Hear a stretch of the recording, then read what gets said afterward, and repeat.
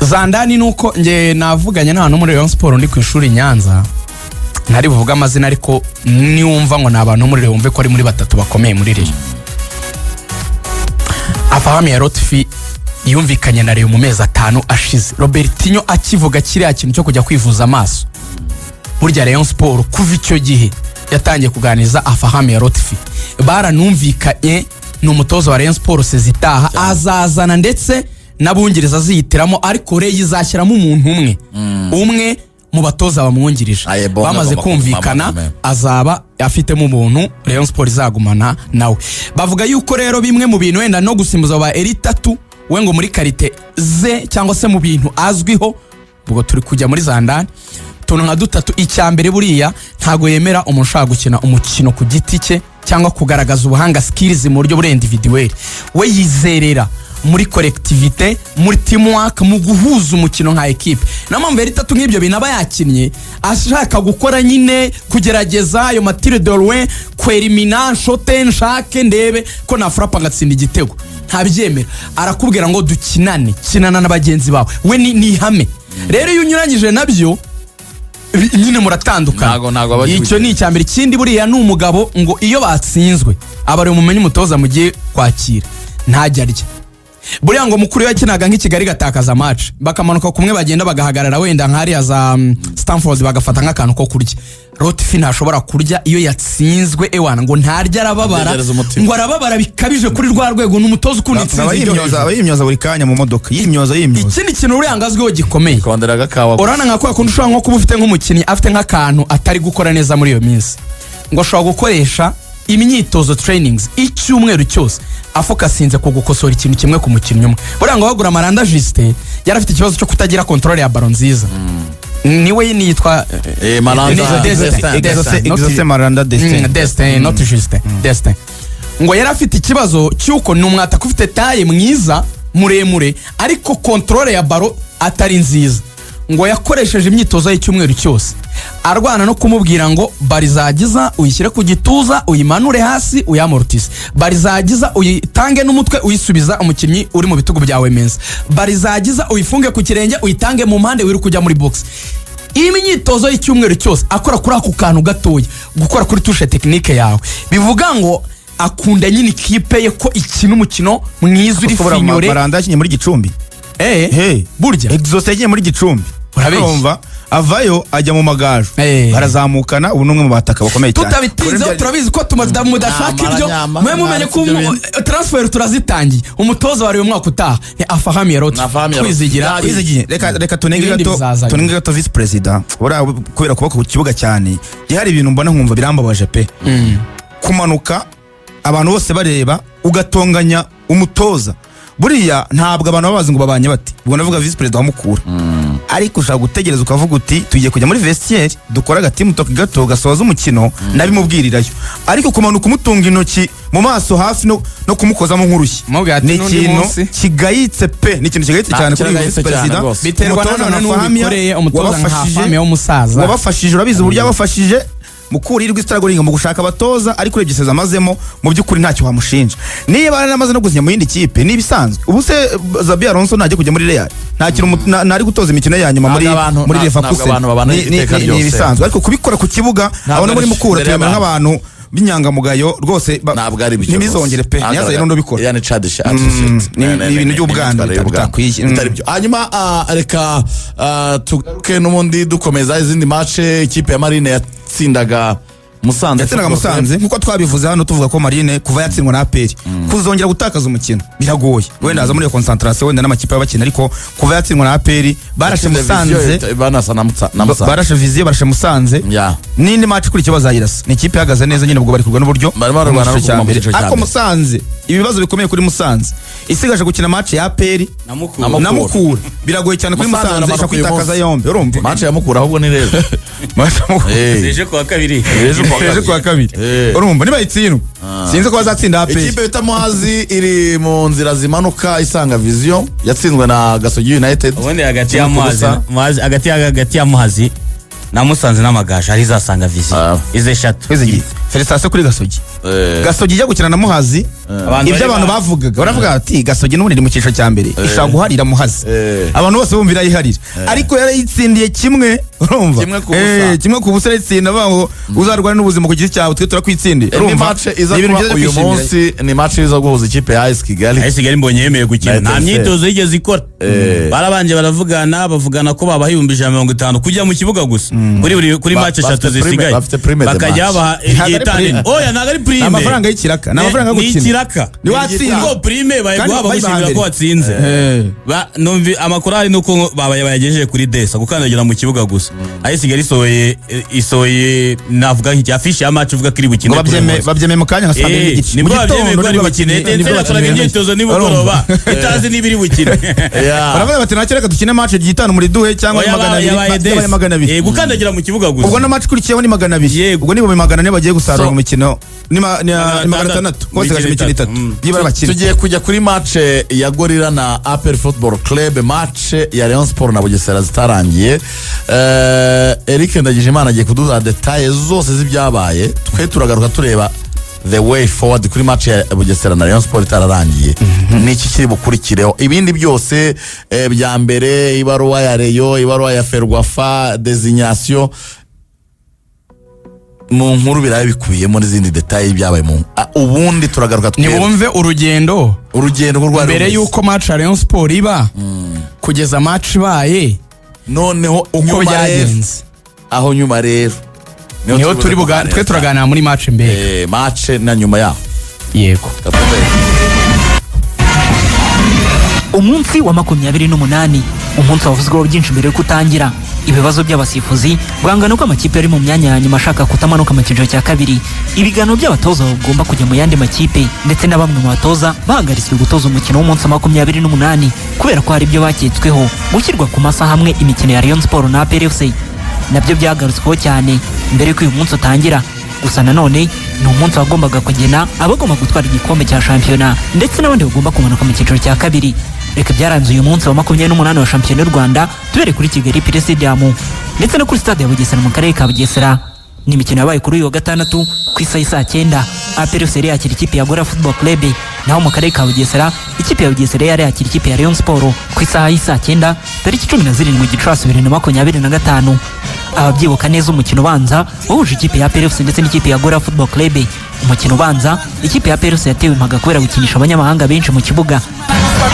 reka duhere kuri Kigali Pele Stadium wari umukino wa mbere ku mutoza w'umusigire wa APR FC Ndori Mugisha imaho mu cyumweru gishize ikipe y'ingabo z'igihugu yasezereye umutoza Darikonovic n'abongereza be mu bwumvikane umutoza Ndori icyo yakoze nuko yakuye mu kibuga Kagege ashyira mu Nzotanga mu ikipe yari isanzwe ya Darikonovic yari asanzwe abanza mu kibuga umukino wa APR FC na Gorilla Football Club watangiwe huta cyane ku mpande zombi ariko amakipe akagurwa no gutera mu izamu ku minota 23 Jibreshek Watara yahushije igitego ku mupira wahinduye mu izamu na Ndayishimiye Dieudonné Nzotanga Gorilla nayo yahise yisubiza mu ishoti rikomeye ryatewe na Ndikumana na Ndiri rikurwamo na Ishimwe Pierre igice cya mbere cyarangiye amakipe yombi anganyije ubusa ku busa mu gice cya kabiri ikipe ya APR FC yakomeje gusatira ikipe ya Gorilla harimo uburyo bwabonetse ku mupira Ndayishimiye Dieudonné yahinduye ariko Denis Omedi akananirwa kuwutsinda ku minota 56 Nigena Clement yakorewe ikosa agiye gutera umupira akinirwa nabi n'umunyezamu w'ikipe ya Gorilla umusifuzi atanga penalty iyi penalty yinjijwe neza na Sheikh Jibril Watara wujuje ibitego 10 muri shampiyona y'u Rwanda atasereka turebe Jibril Watara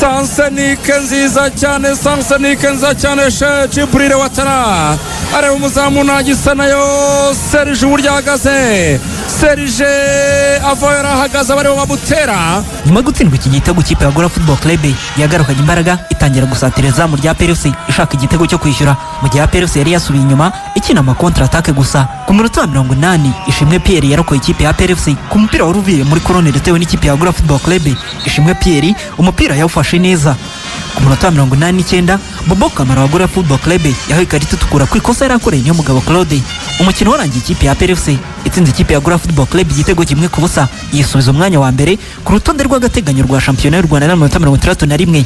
Nyuma y'uyu mukino abakunze ikipe ya PRFC nta kindi bakoze uretse gutanga ubutumwa kuri bakeba babo. Babwije ukuri ko igikombe cy'igihugu ni cya PRFC, natangaje mumbwire Tadeyo bakimara gutsinda icya mbere wumvise warira. Igikombe cy'akagari twagitwaye, icy'akarere twagitwaye, icy'umurenge turagifite.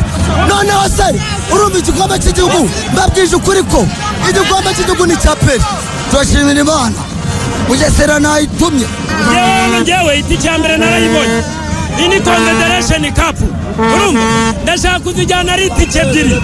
Urumva neza ndashaka kuzijyana ari itike ebyiri. Nibayireke mwebwe nibayitere forfait nayiheke kuko icy'amahoro yarakibonye, ariko nkanjye bazi ngiki mfite igikombe cy'amahoro, mfite icy'ubutwari, ndashaka shampiyona. Wabibonye Mugisha Ndori watsinze umukino wa mbere nk'umutoza mukuru wa PRFC ngo isezerano yatanga nuko imikino yose bagomba kuyitsinda isigaye. Nta gitutu, ikintu cya mbere nabwiye abakinnyi ntabwo dushaka kureba adversaire, ntabwo dushaka kumenya ibintu byiwe. Twe dufite match 3. Match ya Gorira irarangiye, na amateka ku bakinnyi bayikine, nanjye wayitoje, ni match itazagaruka. Ubu icyaka biturareba match ya Muhazi. So rero twe ntabwo turi kwikompara n'abandi ngo tumenye iby'abandi, twe ni match kuri match. Kuko tugiye kwita kuri ibyo byadutesha concentration. Twebwe twarebaga match y'uyu munsi, nta kintu twari twitayeho, nta pressure twari turiho. Twebwe icyizere ngiye kuba si iki gikombe, icyizere ngiye kuba nuko tugomba gutsinda match ikurikiyeho, iyo match yavaho tugakina iya nyuma. Kuri match ya gatatu match tuzirangije, ubwo ikizavamo nicyo tuzakira. Ariko icyo nzi tugomba gutsinda nkuko nabivuze match kuri match, buri match yacu ni finale. Aho hari kuri Kigali Pele Stadium gwambutse ukajya mu karere ka Bugesera. Rayon Sport yari yagiye gusura ikipe ya Bugesera Football Club. Ni umukino watangiye rimwe n'ikipe ya PRFC ku isi saa 9. Umutoza Rwaka Claude yarongeye kugarura mu kibuga Omar Nyingi ndetse na Dama Bagayego ko ibura rya Aziz Basanensi na Rukundo Abdurrahman Papley. Ni umukino watangiriye hejuru muri rusange, ariko Rayon Sport ariyo isatira cyane. Byatumye ku munota wa 6 ibona igitego cyatsinzwe na Bedi Biramahire, ariko umusifuzi Ngabo y'Isonga Patrick utarigeze uhuza n'abariyo ku byemezo byinshi yagiye afata, avuga ko Biramahire Bedi yari yabanje gusunikana. Ubwugarizi bwa Rayon Sport bwarimo Omar Nyinge wari wasimbuye Kabange afatanyije na Yusuf Diagne batangiranye guhuzagurika mu minota ya mbere kuri Bugesera. Yababonyemo amahirwe yo gufungura amazamu ariko ntiyabyara umusaruro. Ku munota 13 Omar Abba wa Bugesera yahinduye umupira mu rubuga rw'amahina. Ku ruhande rw'ibumoso usanga Dukundane Pacifique hanze y'urubuga rw'amahina gato.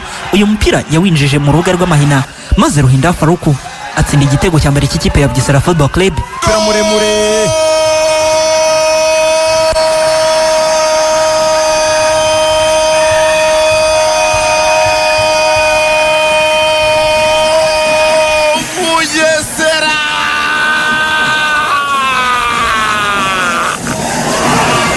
amakosa akomeye abadefenseri b'ikipe ya Rayon Sport bahuzaguritse imbere y'izamu rya Patient Ndikuriyo.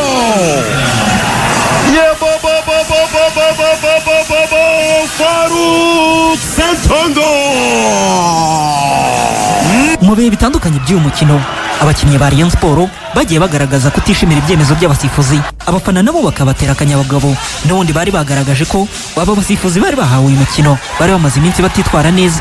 Igice cya mbere cyarangiye Bugesera Football Club iri imbere n'igitego kimwe, maze mu gice cya kabiri ku minota 52 rutayizamu Biramahire Abedi akorerwa ikosa mu rubuga rw'amahina ryari kuvamo penalty mu mboni z'abareyo, ariko umusifuzi Ngabo y'Isonga Patrick avuga ko nta cyabaye. Bugesera yahise izamukana umupira vuba yihuta igera mu rubuga rw'amahina rwa Rayon Sport, maze umusifuzi avuga ko Ishimwe Fiston yakoreye ikosa Ruhinda Faruku tishimiye n'abakunzi b'ikipe ya Rayon Sport atanga penalty.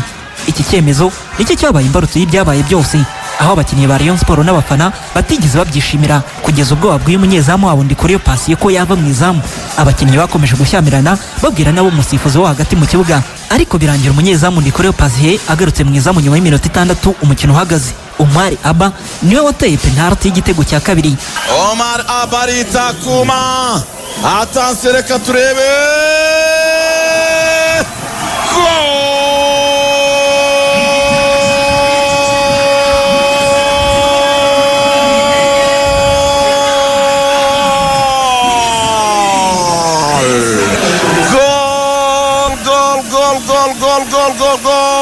Bugesera Bugesera 2 Rayon Sport ubusa.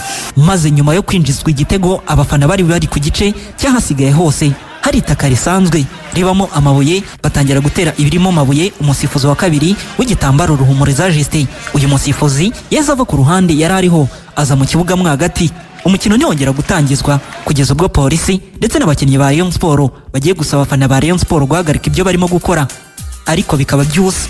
Nyuma yo gutsinda igitego cya kabiri ikipe ya Bugesera Football Club, umukino ntiwagize ukomeza kuko wahagaze iminota 20 amakipe yombi akiri mu kibuga, yewe n'abasifuzi nabo bari bahari.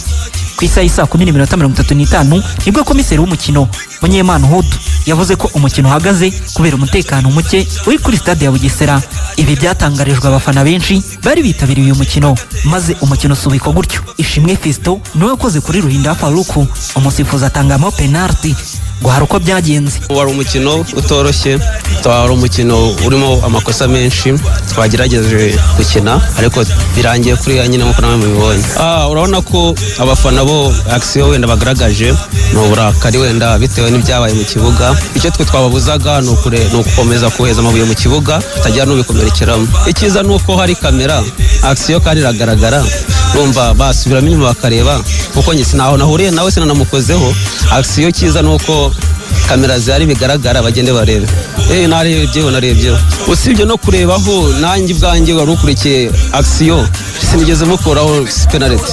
Birumvikana niba uri muri action ukabona watanze penalty wenda utagizemo uruhare biragutungura nk'umukinnyi. Rayon Sport n'ikipe ya Bugesera Football Club zirakomeza gutegereza umwanzuro w'ishyirahamwe ry'umupira w'amaguru mu Rwanda, niba hari ikipe iri buze gufatirwa ibihano cyangwa se niba uyu mukino uri buze gukomeza gukinwa. Naho ubundi ikipe ya PFC yamaze gufata umwanya wa mbere n'amanota 32, Rayon Sport ikaba iri ku mwanya wa kabiri n'amanota 59.